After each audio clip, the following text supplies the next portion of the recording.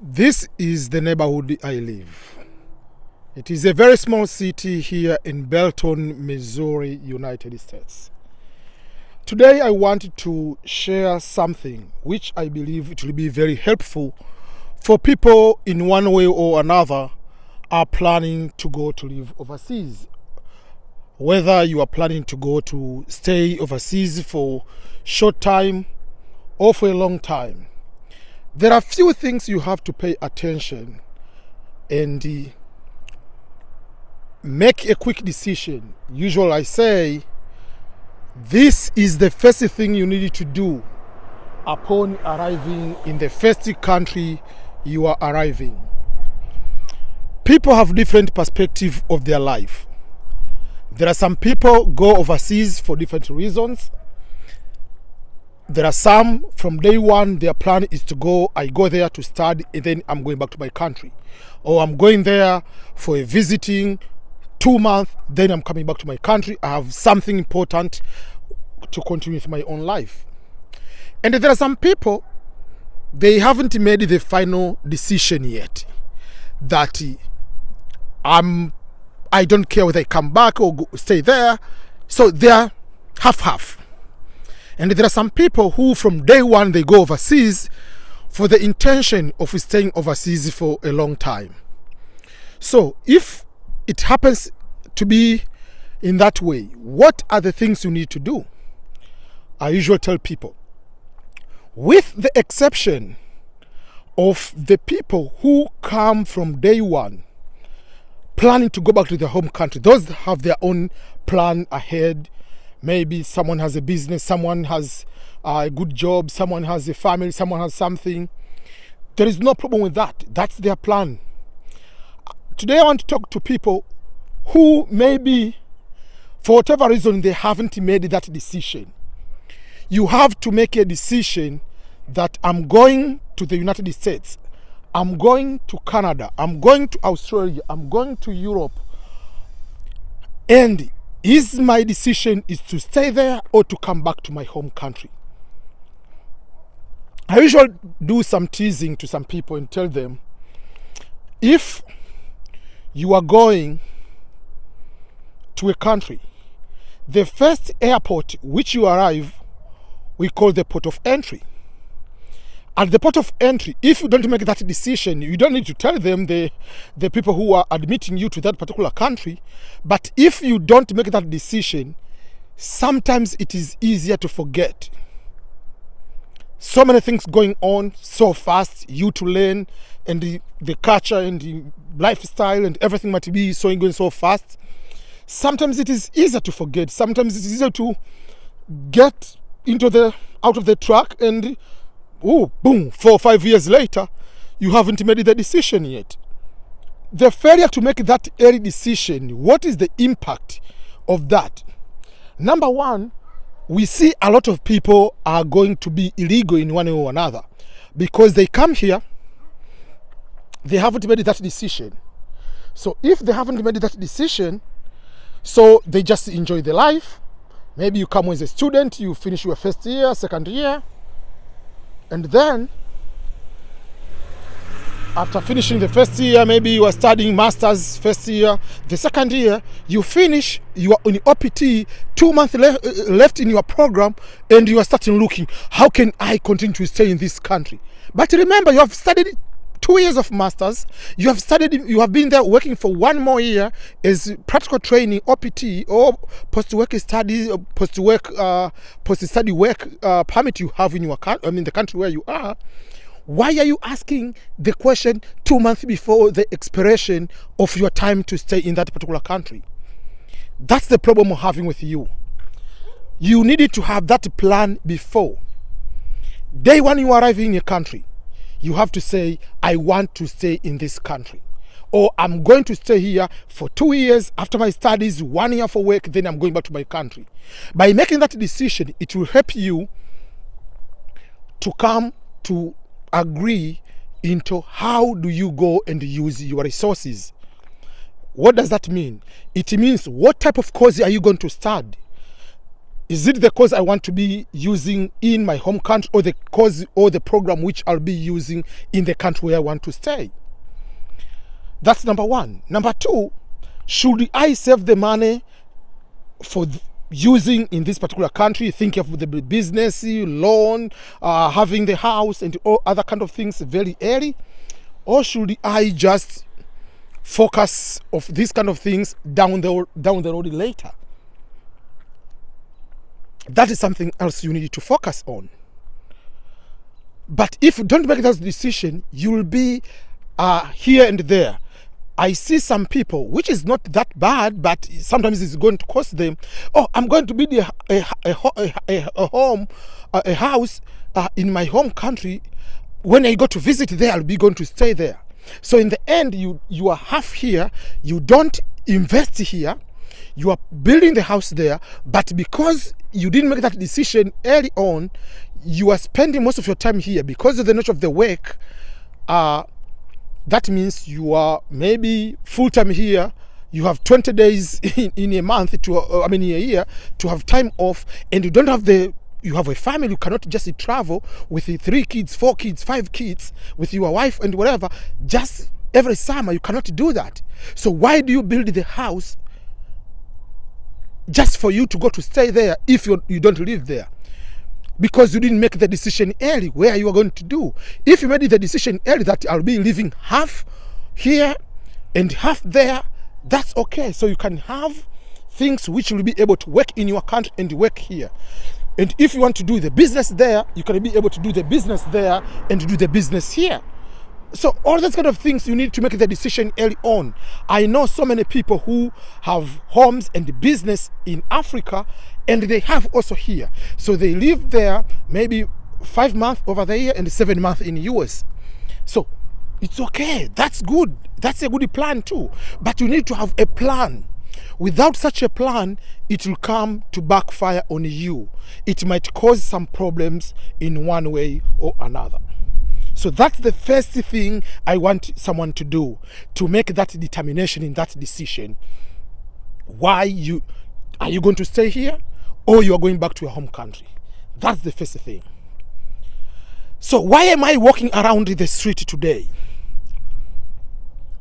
I'm going to talk number two thing. Number two thing, which is a very, very crucial. After deciding, let's say, probably I will stay here for quite some time. So what should you do? Very, very simple. You need to start looking for the long end of your life as a success here in the United States, or if you're in Canada, whether you're in Europe, whether you're in Australia, New Zealand, wherever you are, you have to start looking into the long end. What does it mean the long end is? It means you need to start looking about from day one. Okay, how does this person own this house? Does this person have a lot of money? What is the process to own a house, to buy a house in the United States, for instance, if you're in the United States? So what should I have? Oh, so you ask some people. You go to the Google search and try to look, how do you buy a house? What are the criteria? Okay, they will tell you. Number one thing, you need to have a very good income. Okay, so you need to have a good income, not the job you are going to have a job today here, 2 weeks you quit the job, go to another job. That is not a sustainable job, and you cannot use that type of income to go and get a home. So number one, you need to have a stable job. So that is helping one or another. Number two, when I say stable job, I mean just a stable income, because you can have a business. There is no problem with that. Number two is, in order to own the house like this one, you need to have a credit score. What is a credit score? You need to learn about credit score. How do you establish a good credit? What is a credit score? How do you establish it? How can I use credit card? How can I get the first credit card? How do you utilize it? How can you perfect it? What other ways can you be able to raise your credit score? So if you know those kind of things from day one, they are going to help you down the road. Even if you are not planning to buy the house, but just by knowing that knowledge. So even if you come here as an international student, you are allowed to have a credit card. I'm giving an example. But majority of us, we come on these countries, we do not know. So if we do not know, what happens? If we do not know, what happens is we don't establish the credit. So if you cannot be able to establish the credit, you have that type of lifestyle. You live by cash like you are back in Africa. You are using a debit card, which is okay. At the time you want to buy a house, you find out your credit score is 500. You cannot buy no matter how much money you have, unless otherwise you can buy the full house by cash. So that is a problem. So you need to know all these kind of things in advance, and you have to know, yes, I cannot buy the house today. But if I cannot buy the house today, what I can do from today is to start establishing a good credit score. But another thing, apart from establishing good credit score, I need to have a very good job. So even if this one doesn't pay very well, let me work for some time, get a good work experience, get someone to recommend me, and then I'm going to another job which is better than this one. So you can start establishing network, professional network. Another thing will be, okay, so I'm in this new country. How do people buy a brand new car, 0 mile, whatever you call it, 0 kilometer? Mileage, I mean, a brand new car. How can I go to buy that car? Oh, so this is how you get the auto loan. You need to have a good credit, and to do this, you need to do this. So you need to know all these kind of things very, very late, very early on. So that is where you need to have friends who are also native of that particular country. It's okay to have, it's good to have people who are from your region as a friends, other immigrants, but you don't need to have all your friends, everyone around you is immigrant. You need also to have friends who are really native of that particular country. You can ask those kind of questions. That's their life, that is their culture. You need to know their celebrations. You need to know how people can do different things in their country and how they can be able to succeed in one way or another. Even if you're not planning to do, how do you get the federal government job in your country? These are the steps you need to have, 1, 2, 3, 4. By knowing that type of knowledge, they give you a very good blueprint to know how can you be able to go ahead and this is the police car. There is a police station just ahead of me. So a police station is not far from where I live. So that is another thing you need to focus on. By having all those kind of things, they help you all in one or another. And another thing, on every week, especially on weekends, we have what we call the open house. The open house, you can go, they just advertise. People can go there, just look for the house, whether you want to buy or not. So start having that behavior, even here and there. Just go and start looking for the home. For instance, that is tiny home you can see in front of me, the, yellowish / khaki, whatever color. It is a tiny home. It has 2 bedrooms and 1 small basement.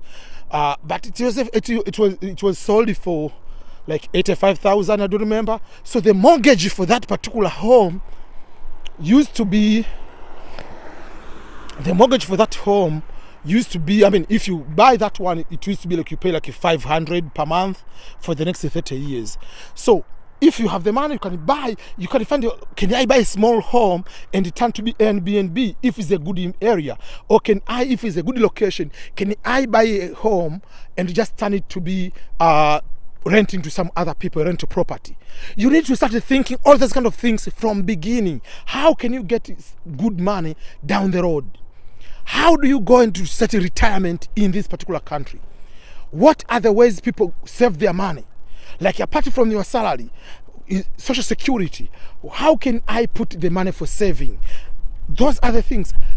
I heard about this kind of, the people call it stock. How do you buy a stock? How does that work? If you know about the money from the beginning, how do you get a business loan? Can international student open a business in America, for instance? Can a person who is maybe a visitor, a foreigner, or a green card holder, let's say a green card holder, can a green card holder get a business loan? How am I a student? Can I start my own NGO, non-profit organization, while I'm still a student? Those are the things you need to know. How do you file taxes? You need to know. How do you benefit from this opportunity? Just use Google search, use YouTube, go to some friends, ask them. Find different shows about money management shows, because sometimes as immigrants we think that we know how to use money, but we are not brought up into the budgeting lifestyle of Western sense. So when you come here, sometimes we are not thinking about 30 years to come. And remember, you have children. These children are not like back in our time, like when you get old, they'll be living with you. They'll have their own life. So you need to know, okay, so if I get old, when I retire, where should I go to retire? Do I need to go to the homes, whatever, the elderly home, or what is the plan? So all these kind of things you need to learn from these people from the country. So these are the basic things I want to share with you for you to be able to understand. I don't want you to come to a country and 15 years later you do not know even how do you prepare your retirement in America.